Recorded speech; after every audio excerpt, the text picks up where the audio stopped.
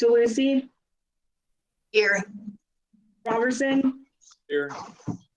Van Camp, Here. Mayor Ware. Here. Madam City Clerk, were there any citizens who requested to speak to the council this evening? We had no one sign up for tonight's meeting. Is there anyone joining us who wishes to speak to the council? Okay, moving on.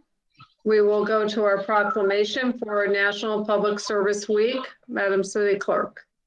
Whereas Americans are served every single day by public servants at the federal, state, county, and city levels, these unsung heroes do the work that keeps our nation working. Their tireless efforts are especially critical today during the COVID-19 pandemic.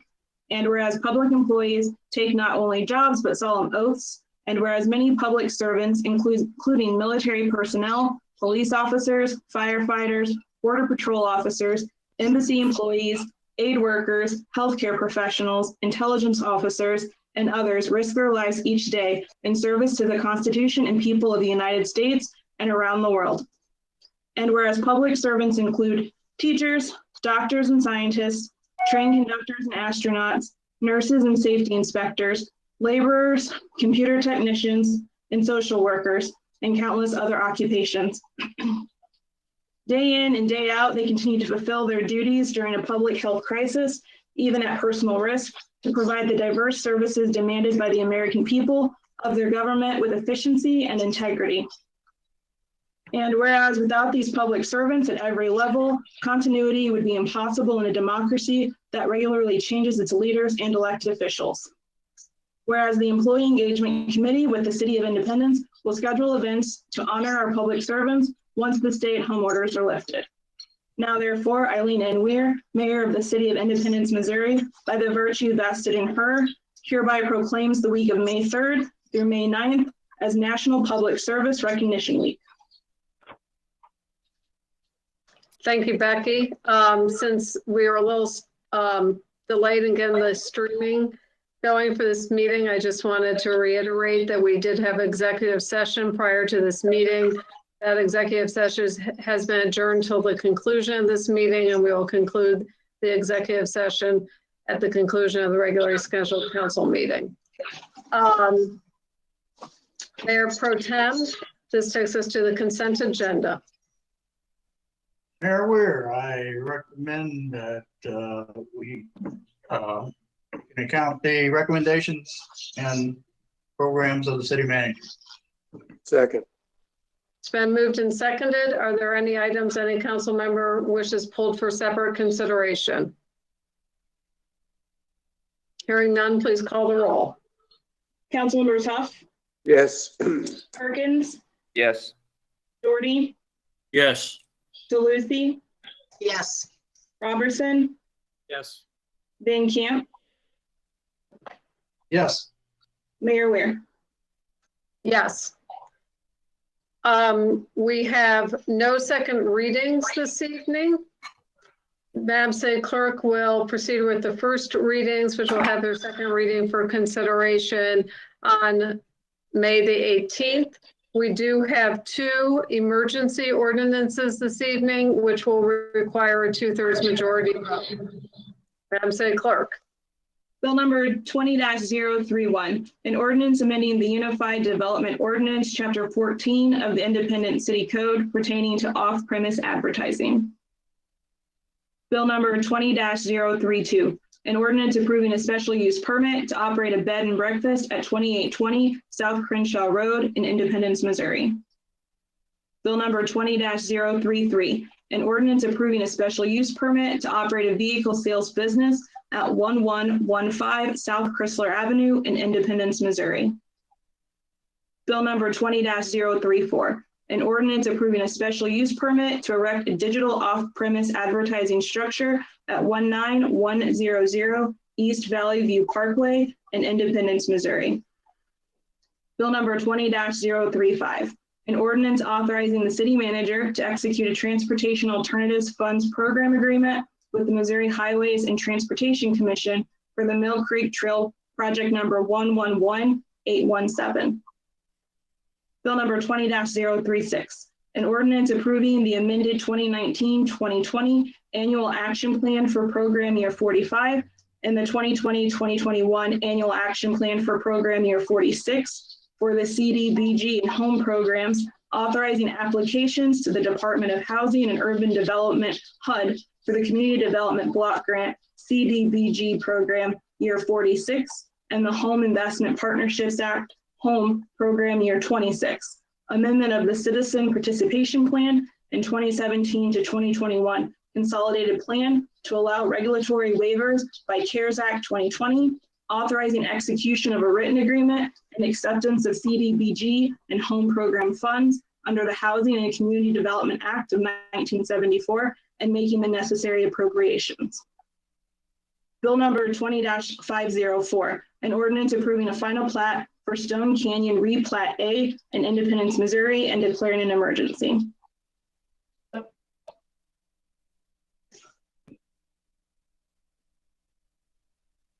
Mayor Weir, you're muted. I'm sorry. I thought that we were doing 036 as an emergency, so I was mistaken.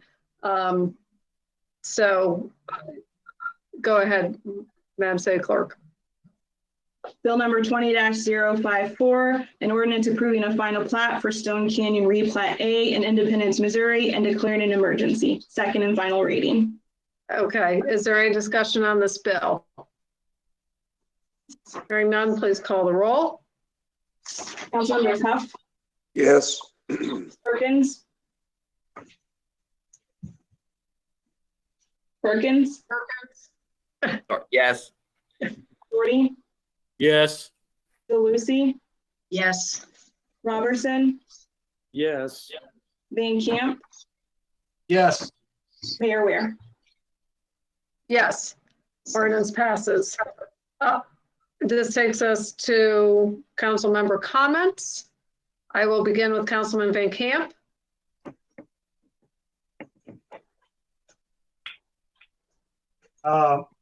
During this long and tedious time, I would urge anybody that can and is able to adhere to the social distancing.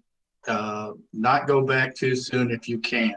I realize that this has been a strain and that we have to do it, but the data that has come in is questionable, if not flagrantly flawed. So everything that you can do within your means, please practice. Thank you. Thank you. Councilman Robertson. Mayor, I'm glad that all of you all on the council have remained safe and healthy. And I know we've had some cases in Independence, but the hospital has not been stressed at all. And I'm pleased that we haven't had an overwhelming problem here, at least in Independence. I would concur with Councilman Van Camp and agree that this is a different day and time, and everybody needs to continue to behave in a safe manner when they're out in public and keep their distance, as well as use good hand washing and cover their face if possible and all those things. So that's really all I wanted to add. Thank you, Mayor. Thank you. Councilmember DeLucy. Thanks, Madam Mayor. It's really more bookkeeping. Next week, we're supposed to have a study session. Are we having a study session?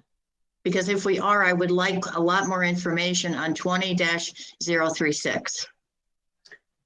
Second question is, our next meeting is after May 15th. Specifically, it's May 18. So are we going to be doing this virtual meeting, or have we made a decision on that? And then third, when do we vote on the budget, and which council's voting on the budget? We're having an election June 2. I think we need to have the budget before then, but I'm not sure. All those housekeeping questions. So I will let the city clerk answer the question regarding the election and the swearing in of the new council. Since the city manager needs to present his budget, we will be having a study session next week. That is, Zach, is that your intention, is to present that at a study session next week? Yep, Yes. correct. It'll be my wedding anniversary, so you all can bring me a gift. Well, better yet, bring one for Tom. He's the one who really deserves it. Becky, do you want to talk about the process of voting on the budget on June the 15th, which will be the day that we swear in the new council, if all goes according to current plans? Yes, so if all goes according to plan, that's June the 15th. It's my understanding that the current council as it exists will vote on the budget. The first reading will happen on the first meeting in June, which is June the 1st, and they will then vote on the full budget on the second meeting in June. The new council will be sworn in after that budget has been approved.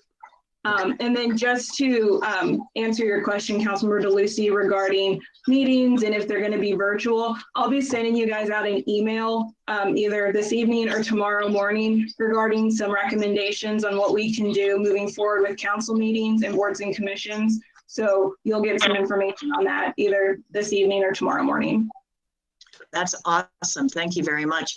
And Mr. City Manager, are you going to leave enough time for us to talk about 20036? You know, I'm talking about the bus and the issue of, are we going to fund the bus or not? That will be part of the May 11 conversation, I guess. So the budget presentation will include an overview of that. The presentation will be a little more robust than what I gave your committee on Friday, but very similar to that. So yeah, there'll be opportunity for discussion as the council sees fit that night. Your budget book will be available, delivered on this Friday, so you'll have the weekend to begin familiarizing yourself with those documents. Thank you, Mr. City Manager. Thank you, Madam Mayor. You're welcome. Next, I'll go to Councilman Huff. I have nothing this evening. Thank you. Councilman Perkins.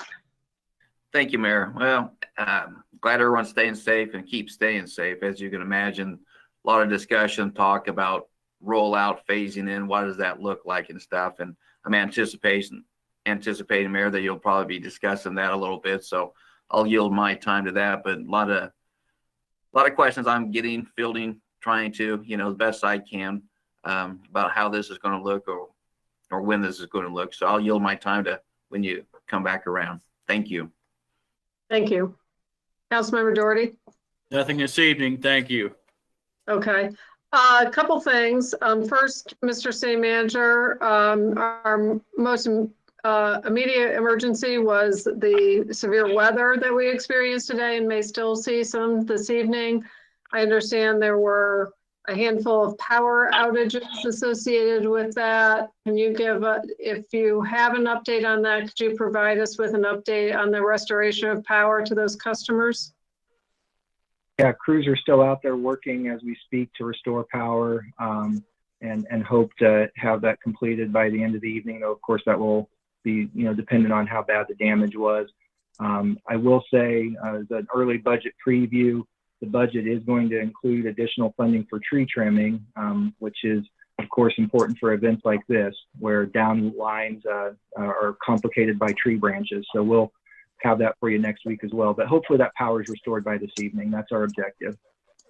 Do you know, that's music to my cuff's ears. The tree trimming, very, very, very important. Yes. Do you know about how many customers were impacted? Or do you have those numbers? Not offhand. I'm going to see if I can get those while we're still. Okay. I mean, I didn't know how widespread it was. I've heard from a couple of people, and so anyway, I do want to speak on a couple of things. First is in regards to remote meetings. That was included in the state of emergency that I issued on March the 12th. It was that we canceled all in-person meetings of boards and commissions, and that extended to the council as well. So that does not expire. on May the 15th. The state of emergency is in place until it's lifted. We can certainly discuss amending that, and we will discuss amending that. And I will, I think for certain we will have our study session this coming week under this format. And then we will see if there's how soon we can safely return to having meetings. And if we do return to having in-person meetings, how we are going to accommodate the public who might want to attend those meetings. So that's a discussion, but we are not under a May 15th deadline that was part of the state of emergency. The stay-at-home order that was issued by Jackson County, which had a original deadline of May 15th. The phase 1 has been announced that will be implemented on May the 11th. Surrounding counties, we know some of those have lifted their orders as soon as today.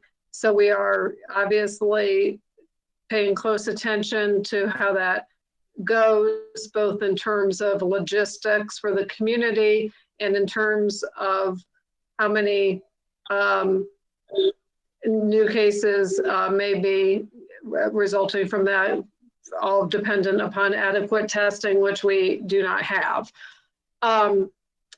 I have been discussing with the surrounding mayors the thing, and I've reached out to, I've talked with you, many of you, I've talked to many business owners, I've asked the Chamber of Commerce for input to give recommendations to the county of what we would like to see that would align closely with with Kansas City and the surrounding counties of Jackson, Johnson, and Wyandotte, who have all agreed to this May 11th opening date.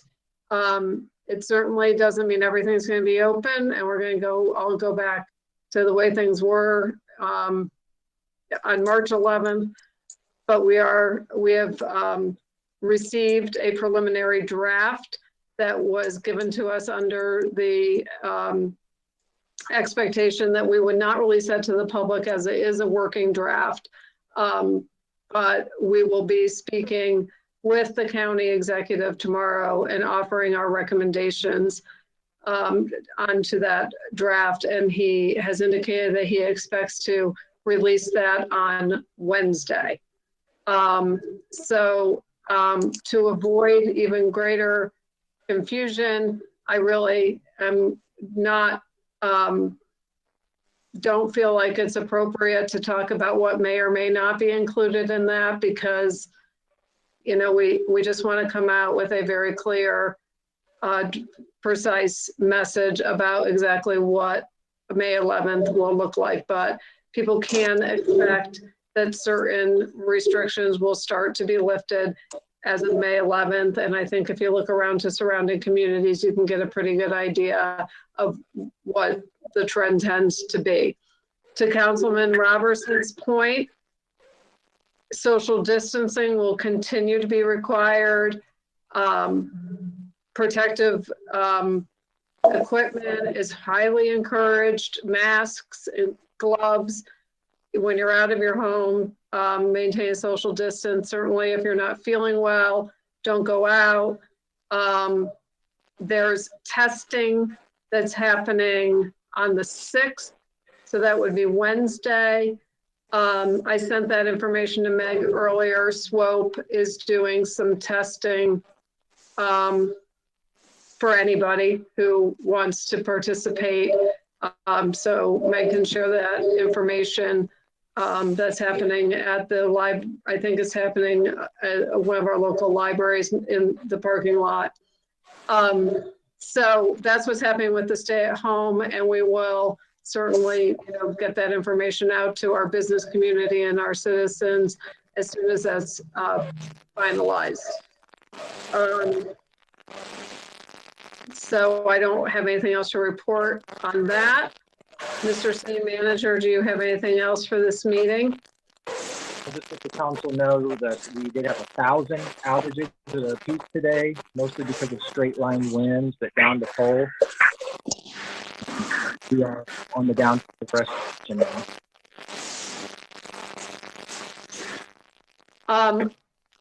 If there's nothing else, I will adjourn this meeting.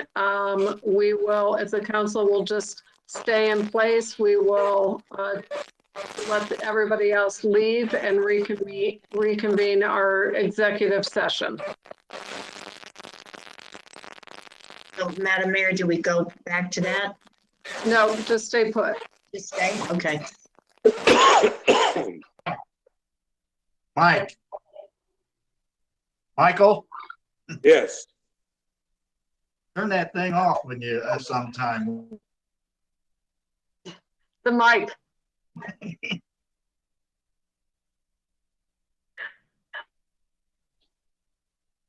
Lucky Okay. now to get it on, let alone get it off. All right. Becky, let us know when we're back in executive session. Yeah, give me just a second. I'm going to go ahead and remove a few additional people who haven't left.